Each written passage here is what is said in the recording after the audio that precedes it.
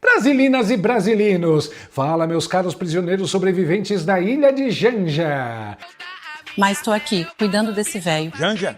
Sejam muito bem-vindos a mais um episódio do Hospício a Céu Aberto chamado República Federativa do Bananinho.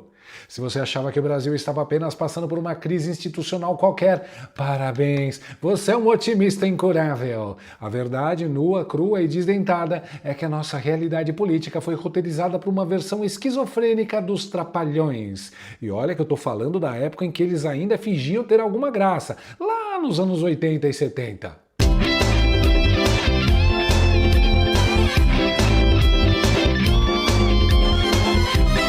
Hoje nós precisamos tirar o chapéu e prestar vassalagem para a mais nova déspota esclarecida das Américas, a Cleópatra do Cerrado, a Evita Peron de bazar de luxo, a dona absoluta da caneta e dos destinos da nação. Pílula vermelha, pílula vermelha, pílula vermelha. Sim, meus amigos, ela mesma, Janja! A mulher que conseguiu a proeza de encarnar a Xandona, acordar com a macaca da censura e decidir, no auge da sua sabedoria iluminada, que tem o poder divino de apagar pedaços inteiros da internet brasileira. Sabe quem manda de verdade nessa bagunça hoje? Se você ainda é daquele tipo ingênuo que responde que é o Lula, o Congresso Nacional, o Rodrigo Pacheco ou até o Supremo Tribunal Federal, você está redondamente desatualizado, meu querido. Quem dita as regras, quem escolhe qual aplicativo você pode ou não usar para falar com seus amigos é a nossa primeiríssima dama, a Maria Antonieta do Planalto. Ela simplesmente acordou em uma bela manhã ensolarada, invadiu uma reunião de ministros com pose de imperatriz romana, olhou para a cúpula do governo e decretou com a autoridade de quem acha que governa uma monarquia absolutista hereditária. Eu acho que a gente precisa retirar imediatamente, é um apelo que eu faço, o Discord do ar. E o que aconteceu em seguida? A Advocacia Geral da União e a Agência Nacional de Proteção de Dados, parecendo dois poodles adestrados em feira de filhotes, começaram a balançar o rabinho freneticamente e saíram correndo para cumprir a ordem da patroa, sem questionar nem por meio segundo. Diante das informações prestadas pelo nosso secretário de Assuntos Digitais, eu vou solicitar ao ministro da Justiça que imediatamente encaminhe formalmente todas essas informações à Advocacia Geral da União para que nós possamos manejar uma ação civil pública contra a plataforma. É de cair o queixo da cara, né? Agora, por favor, puxe aí na sua memória de eleitor. Em qual urna eletrônica a senhora Janja foi votada? Quantos votos ela teve na legenda? Qual é o cargo dela na estrutura constitucional da República? Zero, nada, niente. Ela não é presidente, não é vice, não é deputada, não é senadora, não é ministra, não passou nem em concurso de telefonista da prefeitura. O cargo oficial dela no organograma do Estado brasileiro é simplesmente o de esposa do presidente.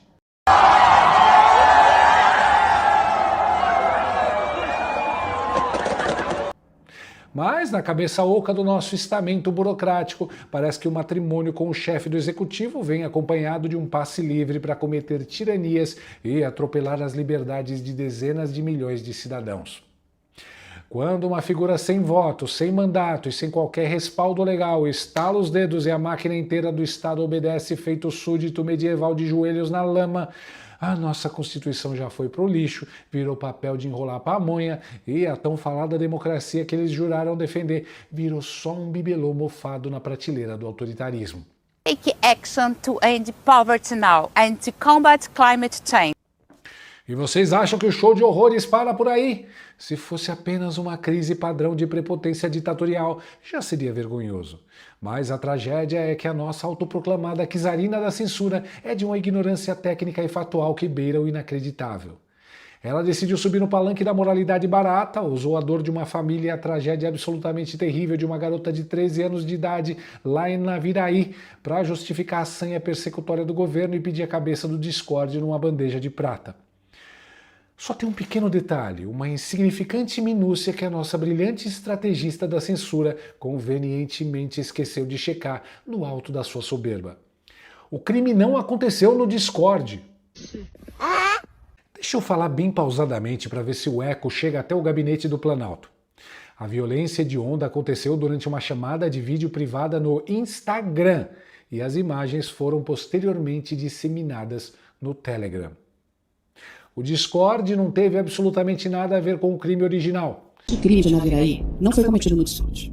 Nós temos um erro aí de apuração Importante, e, infelizmente, este crime aconteceu numa call fechada do Instagram. Eles gravaram e eles reproduziram isso no Discord. E aí, depois que a menina já estava morta, eles retransmitiram isso em vários outros lugares.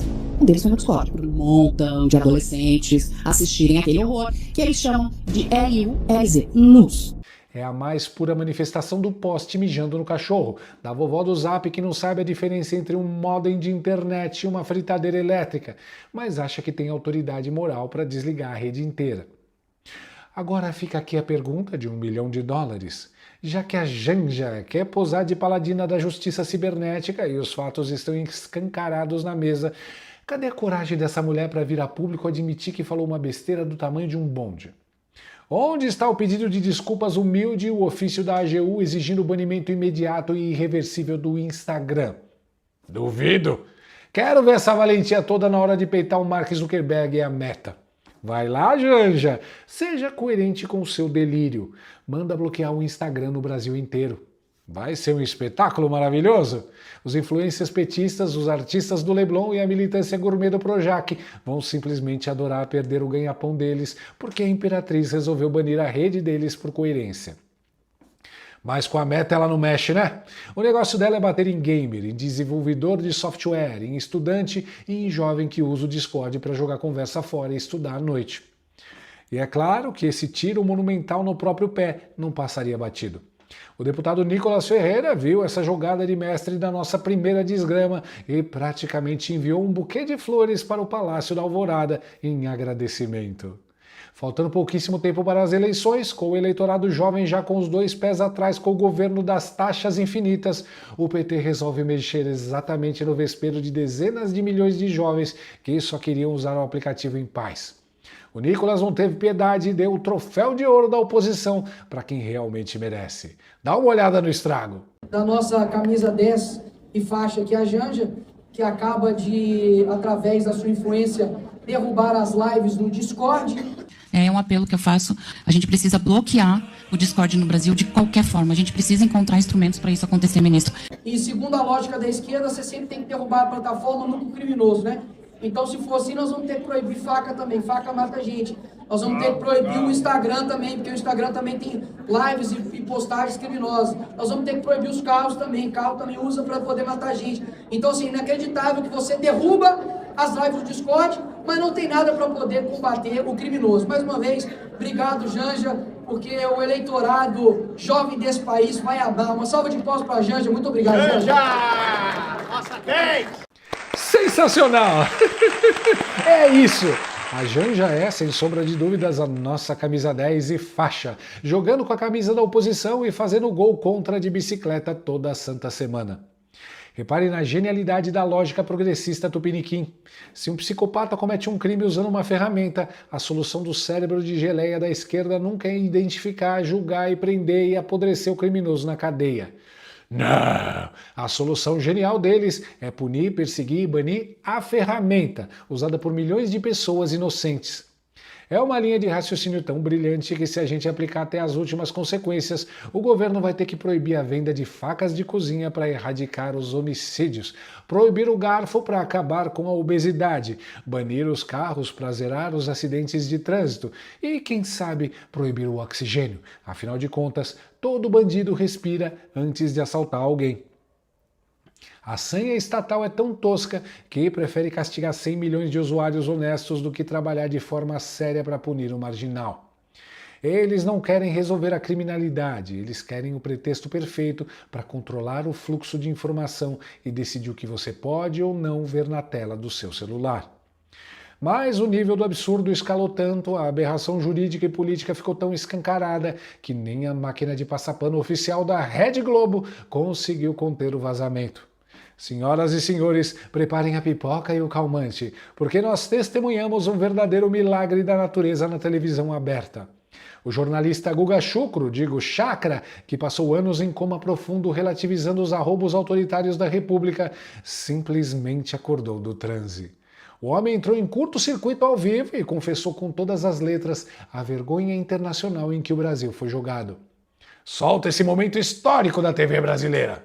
É importante notar que todos os países que proíbem o Discord, dos quais você citou, tirando-os por restrição de idade, que aí é uma outra questão, mas que proibiram totalmente, são regimes ditatoriais ou regimes liderados por autocratas, né? A Turquia ali do Erdogan, onde o principal líder da oposição, Ekrem İmamoğlu, que foi prefeito de Istambul, está preso sem ter cometido absolutamente nenhum crime. Jornalistas são presos, inclusive membros do judiciário são presos, acadêmicos, tudo. Você tem ditaduras muito conhecidas como a da Rússia, do Irã, Emirados Árabes, da China. Então, o Brasil se junta a esse bloco de países, o que chama a atenção no mínimo, né? Você estar ao lado dessas nações. Nenhuma nação democrática bloqueou o Discord até agora, bloqueou totalmente essa rede social. E eles têm os argumentos ali de que é complicado mesmo, como vai monitorar o tempo todo. Eu acho que deve ser levado em consideração, quer dizer, uma medida bastante dura a tomada pelo governo brasileiro nesse momento, que, insisto, se diferencia de todas as nações democráticas e alinha o Brasil com regimes ditatoriais. Que espetáculo, meus amigos! Podem aplaudir de pé! Palmas para o Guga! Aleluia, irmãos! O homem finalmente acordou de um sono criogênico de anos, juntou Lé com Cré, fez uma sinapse básica e descobriu a tabuada elementar da geopolítica.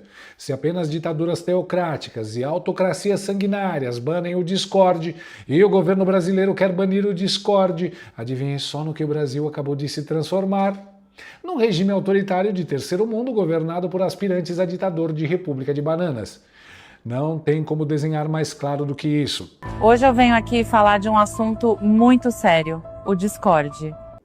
Nós chegamos a um ponto tão degradante e bizarro da história nacional, em que uma primeira desgrama, que deveria estar cuidando de qualquer coisa irrelevante e que não tem mandato, cargo, voto ou legitimidade constitucional, senta na cadeira do poder e, com a caneta da vaidade, coloca o bananinho na mesma mesa de jantar da China, da Rússia e do Irã. É esse o clube seleto que agora nos acolhe. O eixo dos países onde a internet é vigiada, onde o cidadão é tratado como gado e onde burocratas inseguros decidem o que a população pode jogar, falar ou ouvir. É a grande mídia que passou os últimos anos batendo palma para todo e qualquer avanço do autoritarismo com a desculpa furada de proteger as instituições. Agora começa a sentir a coleira de ferro apertando o próprio pescoço e olha com cara de espanto para um monstro que ela mesma ajudou a alimentar com tanto carinho. É isso, meus amiguinhos. Se você ainda tem o direito de clicar na tela sem precisar de autorização ministerial, aproveita enquanto a internet ainda funciona, esmaga esse botão de like com força, se inscreve aqui no canal e manda esse vídeo naquele grupo da família para ver se o pessoal acorda de vez desse pesadelo.